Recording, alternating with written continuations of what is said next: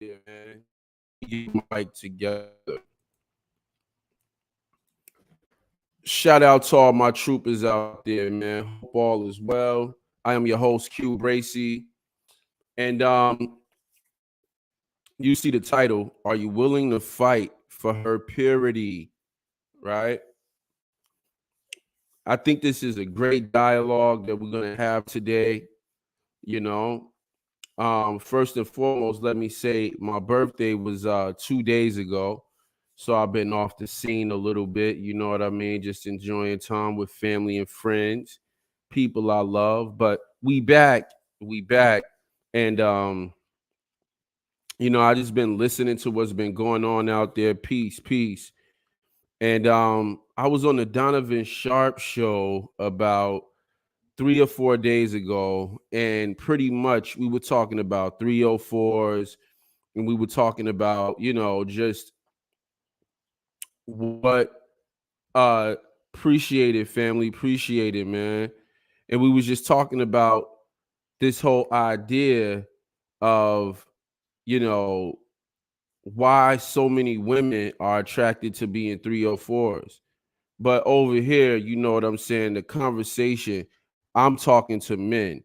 So when I'm speaking to men, I don't like to focus on, you know, the a conversation that leaves you powerless. I like to focus on conversations that empower you to be able to move forward and do what it is that you need to do, right? And so the question becomes this: the question becomes, are you willing to fight for her purity? You have a lot of guys out here who operate with a sucker mentality, right? Um, what I mean by a sucker is that they're gonna do a lot of talking, but they're not gonna put no work in. We all know guys that do a lot of talking, they run their mouth, but they not gonna put in the work, right? The question becomes, what are you willing to sacrifice as a man? In the Bible, I want to say James chapter 1, verse 18. James chapter 1, verse 13 says, a double-minded man is unstable in all his ways, right? Yeah. Chapter 1, verse 8.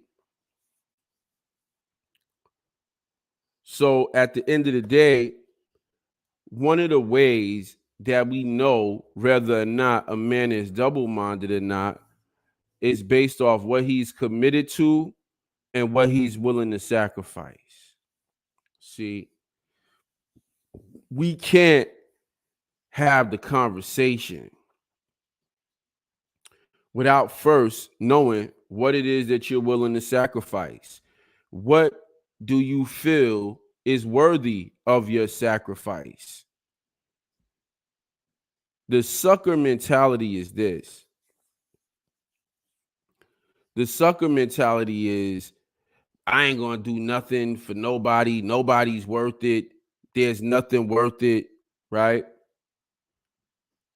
When I had this conversation with Donovan Sharp and we were talking about 304s, a lot of times what y'all dudes are not understanding, which is what I said on his show, is that when we talk about females and them being promiscuous and opening up their legs, the damages of a promiscuous woman is like a cancer to the community. It's not just about who that woman is being intimate with. So when we say that, you know, men are insecure about women that's a 304, I said it here. If you listen to this show, I said it here once. I'm gonna say it again. Most men have a problem with women being 304s. Fathers don't want their daughters to be that way. Brothers don't want their sisters to be that way. Sons don't want their mothers to be that way. Cousins don't want their cousins to be that way. There's no man worth his weight in salt that's gonna be okay with anybody and any of his friends or family being known as a hoe. He has to accept it, especially nowadays. But that wasn't always the case. We didn't always have to, if a woman was in our family and she was a hoe, that's not something that we just had to look at and be like, you know how she is. But nowadays, that's the standard. Just to be apathetic and say whatever, it's your life, do whatever you want to do. But the point is that when we talk about women that's 304s, is it's more people out there besides just the person she's intimate with that has an issue with her behavior. Even females wouldn't want to be her friend. I did a whole show about a porn star who said once people find out she a porn star, they don't want to be her friend. They don't want to deal with her like that. And this is the reality, right? It's not just about an intimate partner. But the topic today is really centered around the idea that, Eve was in the garden and the serpent started talking to Eve. Now, Adam didn't have to eat what Eve brought him, but at the same time, where I'm at in my life, I'm not even allowing my girl to talk to serpents. See, like a lot of times we say, hey, sticks and stones may break my bones, but words can never hurt me, right? This is not true. Words, there's life and death in the tongue. The words are extremely powerful. And so, what made me start? So, when we talk about the sacrifice, cancel culture used to be a real thing. But instead of you being canceled on, the internet or getting canceled off a show, people was canceling you. You know what I'm saying? You was kicked out the village or something serious happened because of the words that you said and what you stood for, right? We seen this in Afghanistan in present day when the United States came to Afghanistan. We seen those guys when the United States decided to leave. We saw those guys.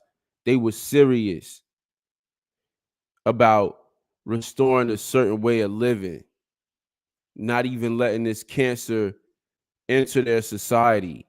These cancerous words, right? So when you have people like Cardi B out there promoting a message, when you have the school system promoting a message, for those of you that don't understand what I mean when I say the school system promoting a message, I'm saying that Thomas Sowell, I did a video on this as well, but Thomas Sowell talk about the incidents of, sexual immorality and the sex education programs that was brought into the schools in the 60s that induced this type of behavior, right? Like sex used to be something taboo that you speak to with your parents, and everybody knew what it was. Keep your legs closed, keep your pants zipped. There's real life consequences. But ever since they introduced the sexual education program, there's been more incidents of single parenthood. They're talking to your children about sex. They're having a conversation. Shout out to DeSantis. He just canceled like 60 or 40% of the textbooks out there in Florida, the governor in Florida. So this type of stuff is in the textbooks. And you see how they try to introduce so much evil to our children through like different avenues. And like I said, the question is, are you willing to fight for her purity? Right? What about the ones that haven't been ruined? What about the ones that are still good? Which ones are those, Q? Which women out here are pure? The little babies, the ones coming up, right? Those are the ones. If we want to break generational curses, and we have to stand for something as men, We have to stand for something, right? To the point where you like, nah, you know what? I'm not allowing that. I'm not allowing that. Am I telling you to go out into the community where random young ladies are? No. Charity starts at home. All I'm saying is you don't have to endorse it. That could be a contribution that you make, not endorsing it, you know? But it's too many messages. It's too many people fighting for her purity. Not just the purity in terms of the actions, the purity of the mind. You know, they planting these seeds in their mind to corrupt them before it's even time for them to indulge in certain actions. And so I think this is one of those type of conversations where as men, I think it's a healthy conversation for us to have. Because what we learned from the Adam and Eve situation is what? You're gonna be held responsible. See, for men that's trying to avoid responsibility, you're never gonna avoid responsibility from a general perspective. It's gonna come back to haunt you. That's why they have the phrase about strong men, strong men, and how it's a cycle. Because if you think you're gonna pass the buck, if you think you're gonna be a weak man and not have any morals and principles, and then produce a strong man, that's not gonna happen. But regardless, if you would think you strong or not, Freddie Gibbs got locked up in Germany because a woman falsely accused him of rape. You know, what I'm basically saying is that because we are not standing up for something, they keep figuring out ways to make us responsible for anything, right? That's why they have what you call a bachelor tax, because they say even if you think you're going to avoid taxes by not having a family and not getting married, it's all about taking the money out the man's pocket and putting it back in society.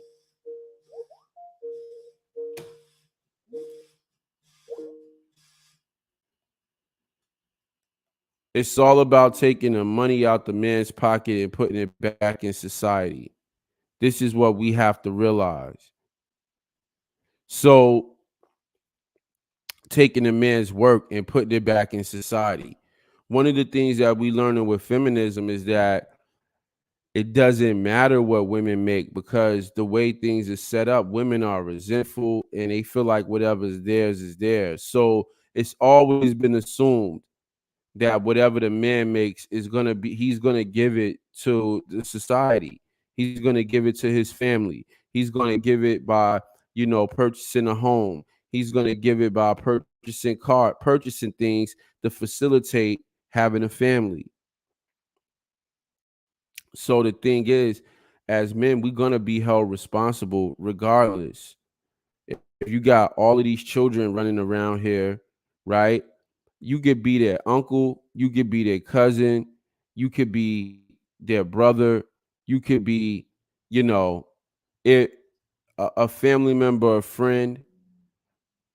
How much is her purity? How much is it worth to you? Like, I watch these dating shows, right? Like I was looking at The Bachelor. I don't watch it that often, I'm lying. But I was watching the show and nobody wanted the girl who was nobody be wanting the girl that's a virgin. For as many guys out there that talk about, having a virgin and this, that, and the third, it's a lot. I would say 90% of men don't actually value virginity. 90% of men don't actually, they say they do. But one of the issues with dealing with a virgin is that a man has to be a man in order to take her virginity. What do I mean by that? If you meet a girl that's 25 years old, 23 years old, a lot of men, even bad boys, have a conscience to where it's like, man, I don't want to just take her virginity like that. I'd rather her get married. I don't want to just mess up her life like that. She gonna be all clingy. I'm gonna just leave her over there. Like, she cool. I like her a lot, but I'm not gonna mess up her life. I know that I've done that a couple of times where I'm like, I'm not getting ready to take on that burden because it's something in a man's mind, like a lot of men's mind, that's like that. And so when I'm watching shows like Bachelor or Married at First Sight, these dudes knowing like, oh, I'm gonna have to marry this chick if I want to hit it. Like, I'm gonna have to be fully committed. And then the man say, you know what? Sex ain't really that valuable. Her period is not really that valuable. A lot of men don't actually believe that a woman's virginity is valuable, that a woman's purity is valuable for as much lip service as we give. So then the women turn around and they say, well, how you going to talk about body count? How you going to talk about these things if you don't even value the fact that I have a low body count?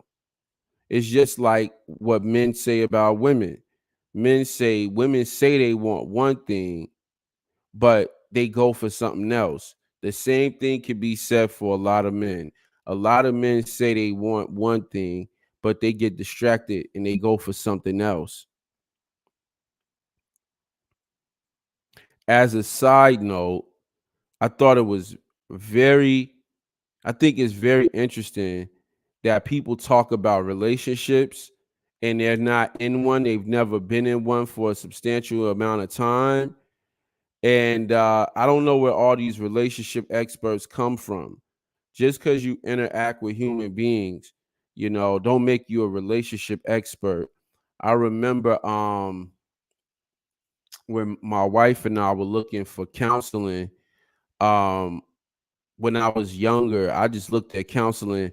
Obviously, this was before I knew some of the things I know now, but when I was looking at counseling, you know, on some maintenance shit, uh,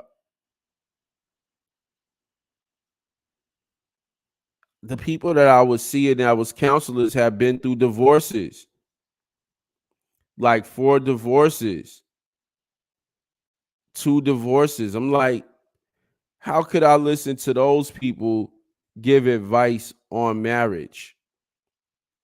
You see what I'm saying? So it's so many people out here giving relationship advice. And my thing with this, with advice givers, is this. You see, put your money where your mouth is. Why? Because if you're not a part of the solution, you're a part of the problem. Now, I do agree with MGTOW. I think that, hey, a lot of men got an itch that they need to scratch, and it's not a lot of marriageable women out here.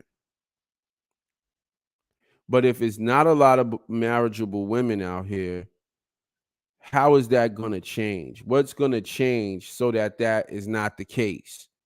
So that there are marriageable women. Somewhere along the line, there would have to be some women that you start off with from a blank slate. And look, for me, obviously, I have daughters, right? And what I could tell you about my experience with having daughters is that a lot of people automatically want to tell you that you do not have any agency over your children's sexuality. This is the way of emasculating a man. This is the first way of breaking a man down. You telling them, this is what they tell us in society. They telling us, oh, you need to be responsible. You need to feed this little motherfucker for 16, 17, 18 years.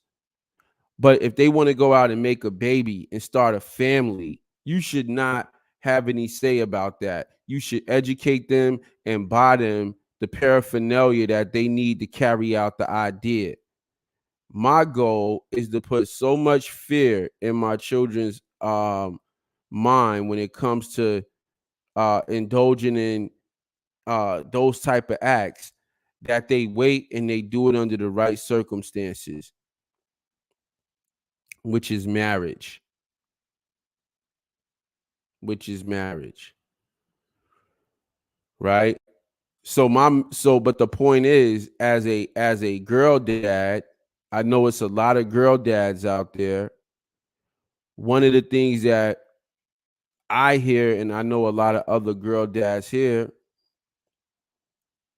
is that you don't have any control over what she does sexually. All right. There was a video that came out a minute ago where a guy pulled out a belt and he was just, you know, he was just whipping his daughter or whatever. And everybody was like, was he right or wrong for whipping his daughter? Right? They was questioning if he should whip his daughter. He have caught her like doing some, like having sex, doing something like that, right? And everybody was like, is he right for doing that? And I was like, the fact that we even asking that question is crazy. His daughter's out here having sex and he's beating her, which he should do. It's his daughter. I stand behind what that man doing 1000%, right? So obviously, when I ask this question, me having young daughters, my thing is I'm finding that you got to protect your children from your family because you got some old hoes in the family. You know what I'm saying? They want to tell you once again that you need to loosen up, that your expectations are not realistic. And at the same time, they want to take your daughter and have a conversation about sexual things subliminally and embed images in their mind. I had somebody in my family tell my daughters that they couldn't wait to wear a heel with a thong. I said, you know what? We talk about what are you willing to sacrifice? This is what I'm saying, gentlemen. I automatically was like, y'all never hanging out with that person no more. I don't even want y'all talking with that person no more. Because that person is a fucking devil. Why would you, or the devil got in that person's spirit? Why would you, as a grown ass human being, talk to little girls about wearing a thong and having on heels? To me, that was extremely disrespectful. But these are the little things that they sneak in to try to corrupt your children, to corrupt your family, right? So what are you willing to sacrifice? Are you willing to fight for her purity, right? On the flip side, when I talked to y'all about being suckers. So I'm listening to a pimp, and the pimp is talking about how certain niggas will allow they woman to be knocked. So pretty much he'll put his woman on a silver platter for other men to pimp her, to take to knock his girl. Some pimps are like that, right? And that's what I see with a lot of men nowadays. It's like they putting their daughters out there, like they putting like dudes is thinking that it's strong minded to tell women to embrace their sexuality. That's weak minded, right? I heard Shaq say something about he told his daughter, "Don't get with a man you can't control" or something like that. And a lot of men think like that. A lot of men have that mentality where That's how a lot of men think. So a lot of men, the reason why this conversation is relevant is because as much as we want to talk about women, a lot of men are compliant when it comes to feminism and the destruction. And so are you willing to separate yourself from those men? I know a lot of brothers in this space have, but you know, it's like, once again, what are you willing to sacrifice? What are you willing to fight for? Right? What message are you willing to put out there? Right? Are you telling young ladies that it's okay to be pure? That they should save their self for marriage?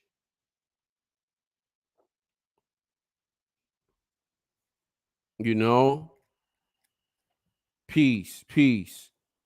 The whole idea of the landscape that we in right now is there are so many people telling our children that it's okay to be corrupt, to be devious, to be cunning, right? And a lot of these things, where a lot of people don't understand that a lot of this behavior happens from being sexual too early in life. But the problem that I have with a lot of adults, both men and women, is nobody's attempting to stop the children. Nobody's attempting to teach the children that you're not fighting for their purity. And I think that's weak.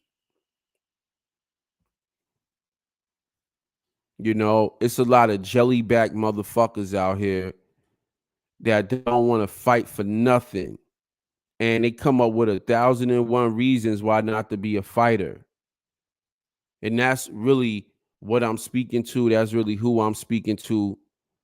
The individuals that don't have no fight in them, and they come up with 1,000,001 reasons why not to fight. I'm not fighting because of this. I'm not fighting because of that. Just like I told y'all earlier, it always comes back. You can't avoid it. All you basically doing is being a weak man. All you basically doing is chilling out. You see what happened in Ukraine. You think you're not fighting? You think you're not going to have to be responsible? As soon as things fall apart, as soon as war times happen, they're going to mandate that you are responsible and you fight for a land that didn't resemble anything you believed in because of the people in it and what they believed in and how their cancerous ideas spread it throughout the society.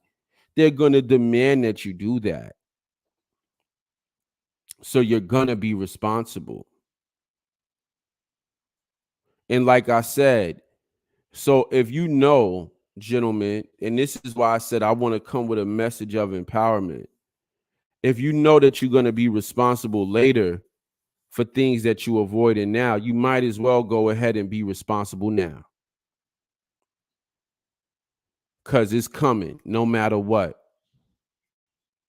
And the more we try to escape the responsibility, the more and more things just pile up and we have a bigger breakdown later on that we got to come in and fix.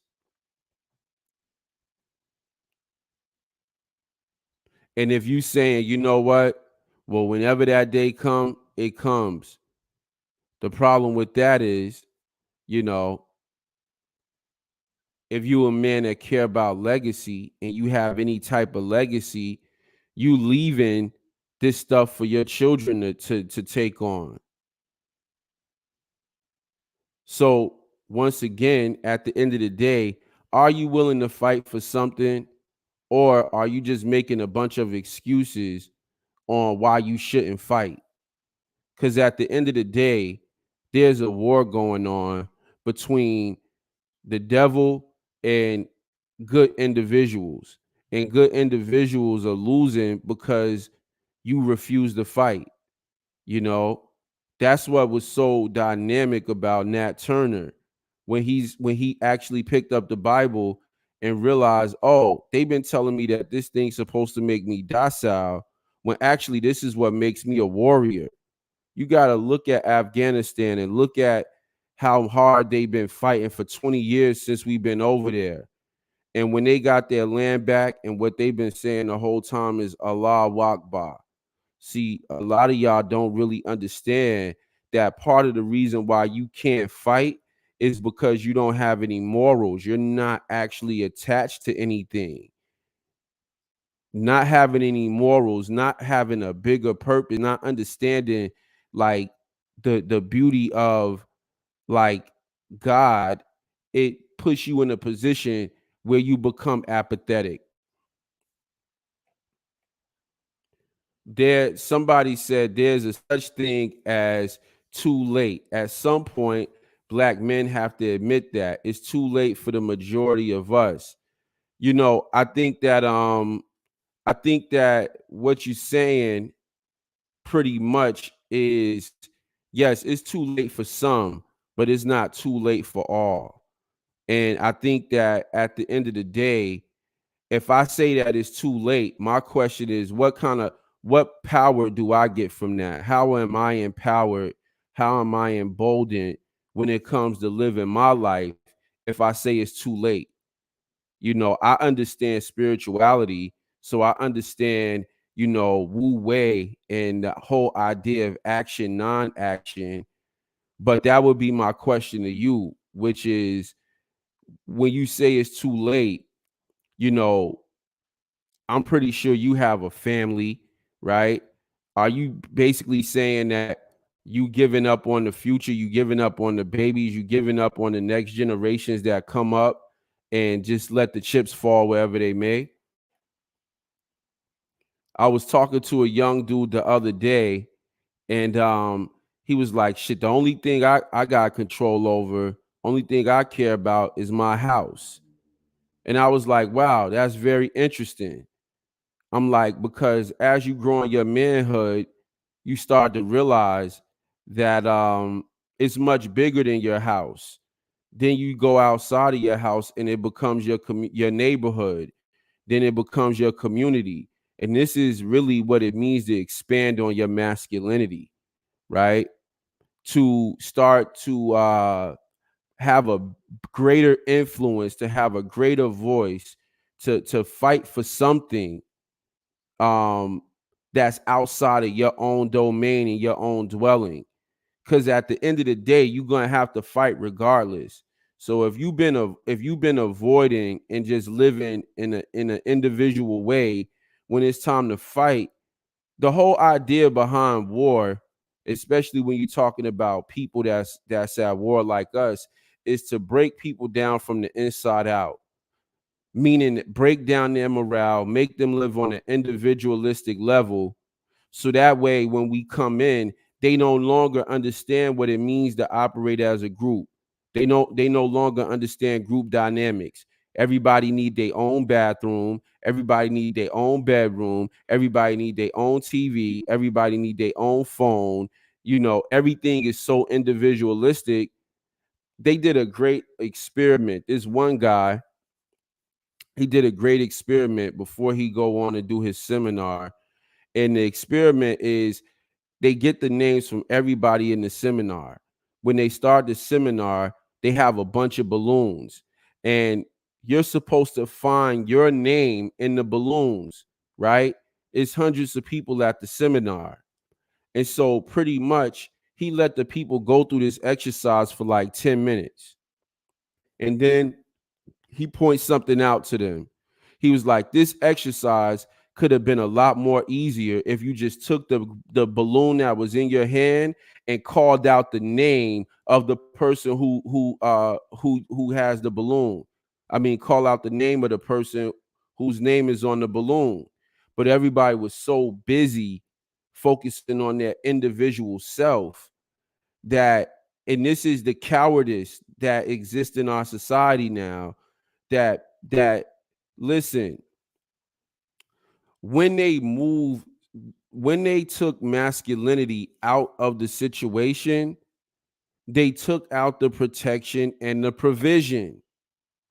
When they took masculinity out the situation, they took out the protection and the provision. When you talk about what it means to be a man, it is much bigger than just protecting and providing for your family.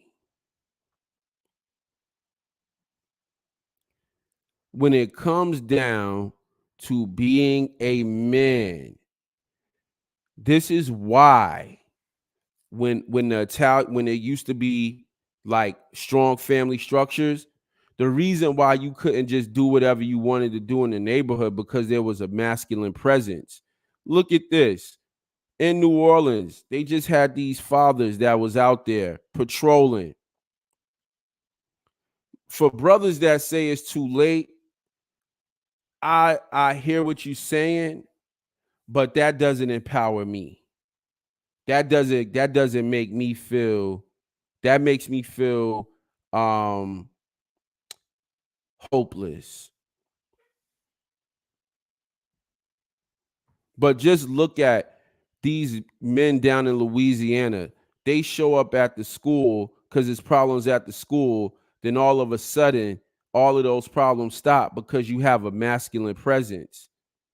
I used to be a school teacher, and a lot of things that was going down, all I had to do was be there and speak in with my deep voice. And next thing you know, the whole situation was different because it was men there. So when we look at our society and when we look at our communities, when we look at our neighborhoods, what we looking at is an absence of masculinity. Because if there were strong men in that neighborhood, there would not be as much of a problem as there used to be. Read Second Timothy chapter 3, verse 1-7. Let me see. I like that. Let me see. Timothy, let me see. Second Timothy 3. Let's see. I think I'm gonna do the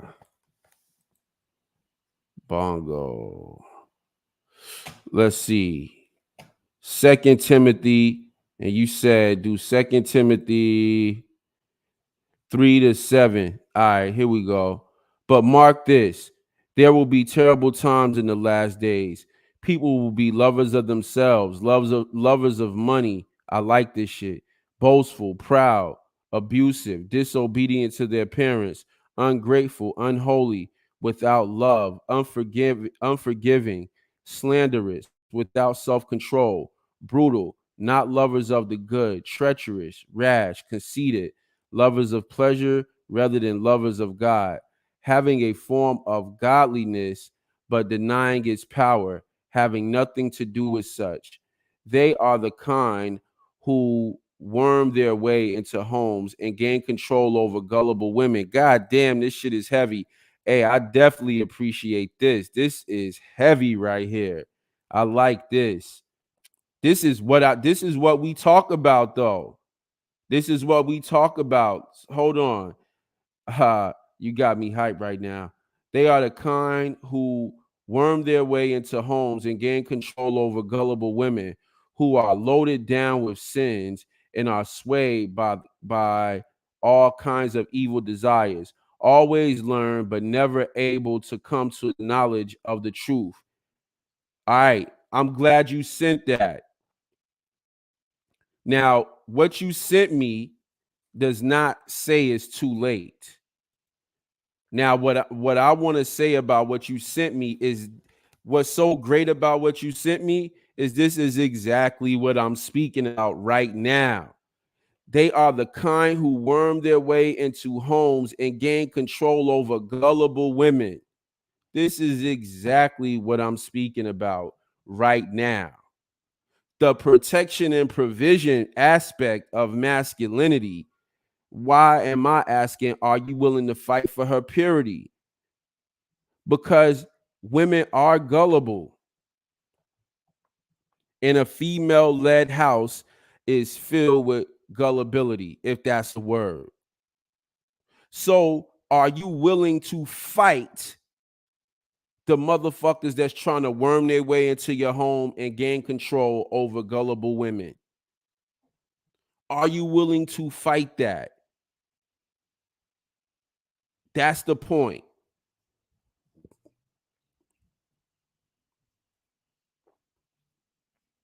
Because if you, to me, this is just me, SSF Kingship. I'm gonna call you Kingship. This is just me, Kingship. I It's just something in me, bruh.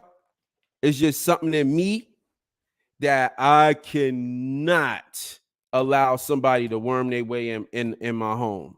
It's just something about my manhood. It's just something about my masculinity. I cannot allow someone to come in. When I first met my girl, one of the biggest issues that I had was the fact that I thought she was gullible, right? But here's the problem.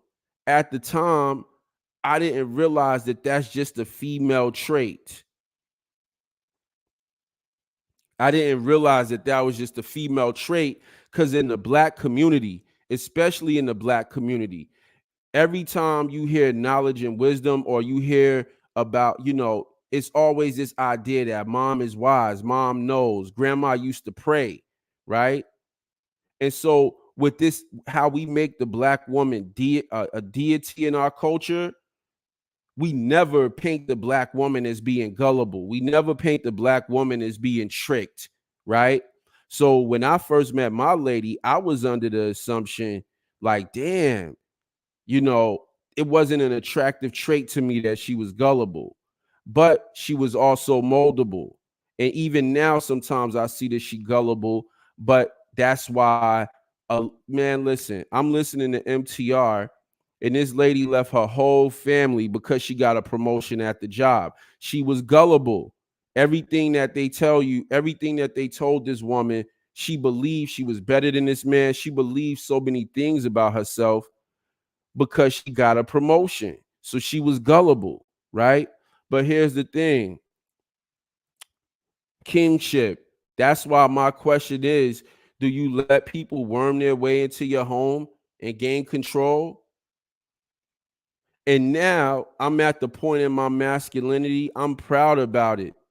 I shut, I don't let women in my family. You talking about Timothy, it's another Timothy scripture that I like where it says that the women should not lead the men. They should be quiet. Let me look that up. I forget the about church. Let's see. Yeah, Timothy 2:12. Timothy is one of my favorite books uh in the Bible. I know a lot of people like Psalms, but he says some real potent stuff in Timothy. You know what I mean? And like because of feminism and the way we've been raised and the way we've been brought up, I used to say I was spiritual. I moved away from religion. But ever since I realized that religion is actually very masculine, it's crazy how you get to things in life, right? I got to religion really through the red pill. I wasn't religious before the red pill. I was on some spiritual shit. After I got into the red pill, I was like, oh, I was listening to Candace, what's her name? The influencer, Candace, not Parker, Candace something of another. I forget her name, but she's a conservative. And I was listening to how she was talking about religion. And then I was listening to this guy out in Russia who talked about one of the main tricks of the devil was to take religion, or Vladimir Putin was to take religion. This guy, Yuri, who used to work with him, it's called ideological subversion. And so then I started to realize, like, oh yeah, they did take religion out of school. They've been slowly doing things to kill the morale of the people, the morale of the people. And people think that morale is what you're willing to fight for. It's what binds you with other people. It's what brings the group together. And it's like I'm a basketball fan. I'm sitting here looking at KD and Kyrie. They talking about they don't need a coach. They look stupid, just like people that don't think they need a God. You think that you have the ability to orchestrate all of this shit without God? You can barely even orchestrate your own life. But they made us think like this, you know? And so this phrase right here that I got in Timothy, I was like, damn, this is some heavy shit. Let me see. I'm going to share my screen real quick.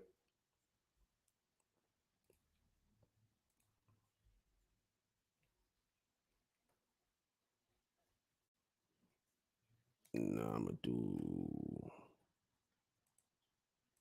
bomb. Right here. Heavy shit. It says, a woman should learn in quietness and full submission.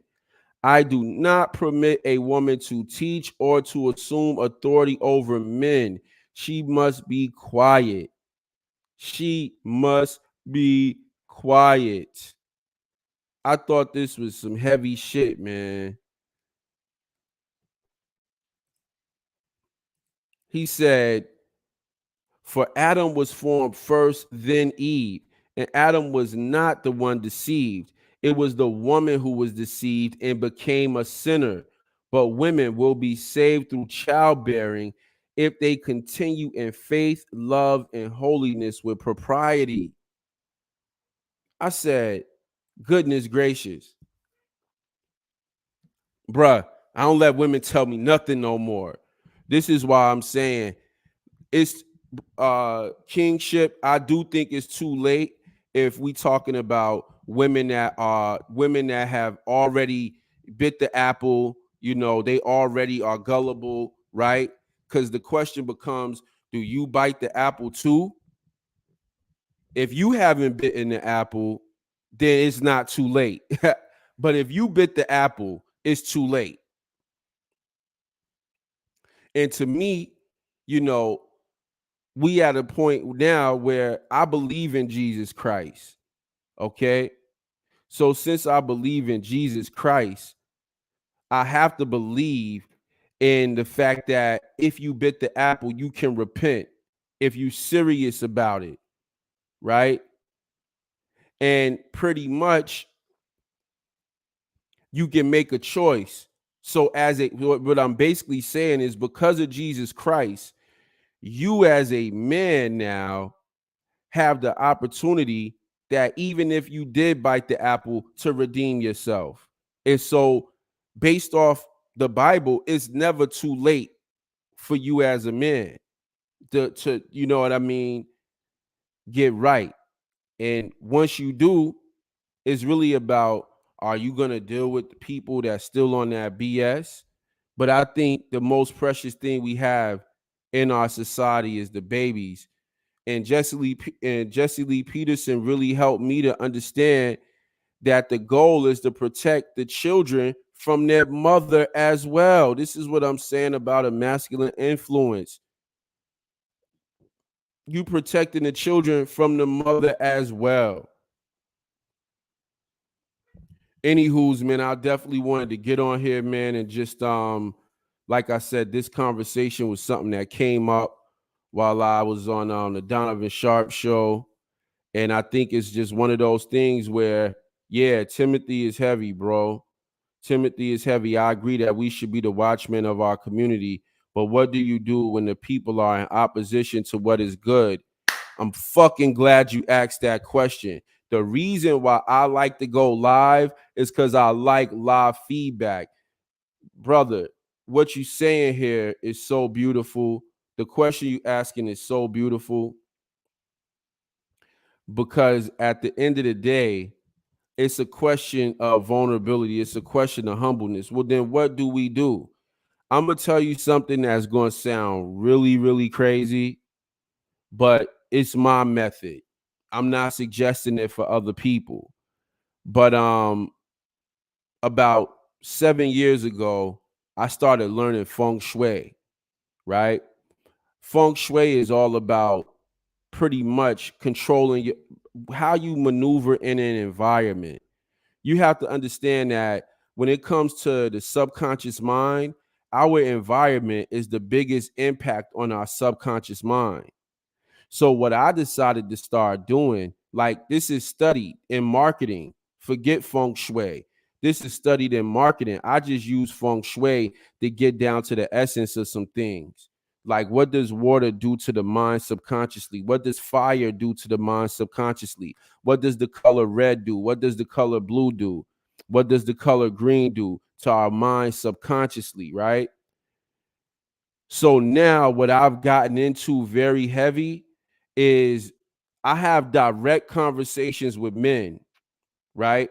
But when I move away from men, I'm looking at buying property in the mountains, right? And I'm looking at getting the feng shui together. But everything that I'm doing now is stealthy, it's quiet, shh, and it's touching the environment. It's creating, it's changing things by touching the environment. Because what we learned from the art of war, what we learned from Sun Tzu, is that if you set up your terrain properly, that's your number one defense mechanism, which is your environment. And this is why a long time ago I talked about the idea of husbandry. Because if you go look up the definition of husbandry, husbandry is all about let's look it up. Let's look it up. But the idea is to begin to the care. Let me pull it up so you can see it. Husbandry is the care, cultivation, and breeding of crops and animals, right? But the other definition is management and conservation of resources. So now I'm speaking to something a little bit deeper. I'm not sure if you following me, but this is the way that I move in life now. The way that I move in life now is via husbandry. And the beautiful thing about husbandry is you don't have to have a wife in order to be a husband. Being a husband is all about cultivating your environment, shaping your environment, right? I seen a thing on YouTube. It's a guy, he was on TED Talks and he was talking about the power of beauty, right? If you a man and you living in a community, get out and get out, especially like if you in the South or things of that nature, get out and start planting some things. Get out and start doing, like start touching shit out in your community. Because like for me as a black man, when I look inside, bro, gentrification is crazy. When I look in our communities, the way that the community is being treated, it automatically lowers the morale of the people. Now with gentrification, you see the grass is being cut. It's not trash all over the place. It's not a whole bunch of abandoned buildings. The morale changes when you change the environment or you cultivate the environment. Now, obviously, when you're dealing with these type of things, you're dealing with bureaucracy and you're dealing with moving in the city. That's why my particular goal was to buy acres and just start cultivating a culture after buying the acres, as opposed to trying to maneuver in these major cities where you already got low morale and you know that they want to sell this stuff back to white people, basically, right? They've been holding all this property for cheap so they can sell it back to the people that they've been wanting to give the property back to, right? But that's for me, it's all about cultivating the environment. I do talk to children. Like I said, I'm a school teacher. So I do talk to children, but I realize that with a lot of these kids, they go back home. So that little bit of time that I had them, I really wasn't able to reprogram, the way that they think and the way that they move. And charity starts at home. I got my own children. So I'm not getting ready to sit here and, try to be a stepdaddy to the community. So I say, you know what? Like you said, for some people, when I look at them, I say it's too late, at least for me to get in. But I'm looking at cultivating the environment. I'm actually meeting with some brothers this Sunday that's doing work in the community. Hold on, let me grab this real quick. Oh, here it go. This these brothers right here, they out join the guard, they doing stuff in the community. I'm basically looking at getting with righteous men. You see what I'm saying? I'm looking at getting with men that have some level of morale, right? Because the type of changes that we need to make is not going to happen. Q can't do it all by himself. Kingship can't do it all by himself, and we can't do it on the internet. You see what I'm saying? The internet is a place for us to have a conversation. It's a place for real people to link up. But you still gotta till the earth. You still gotta deal with the tangibles out here. You know what I'm saying? So I'm out here dealing with what's tangible, getting with other men of morale, and just putting this thing together. So that's pretty much what I'm looking at, bro. You know what I'm saying? And I would encourage you and other brothers to look at getting up with brothers if you can. I don't know where you from or where you live at. I'm in the Atlanta area, but we talk about tipping the scale. And the only way the scale is going to tip is if you get more brothers working together to do some real shit. The scale is not going to tip, by what, like I'm saying, we need a masculine presence. So the scale is not going to tip uh, by men working with women. That's why I said before, even though I'm married, I believe in the principles of MGTOW. Like in the Muslim church, in the masjid, men sit in one section and women sit on the other side. I grew up a Christian. I wasn't used to seeing that when I went to the masjid, and I was like, wow, that's deep. I was like, oh, I can't sit with my girl. You know what I'm saying? I was like 21 at the time. But I believe in segregation. I believe in segregation of the races. I believe in healthy integration.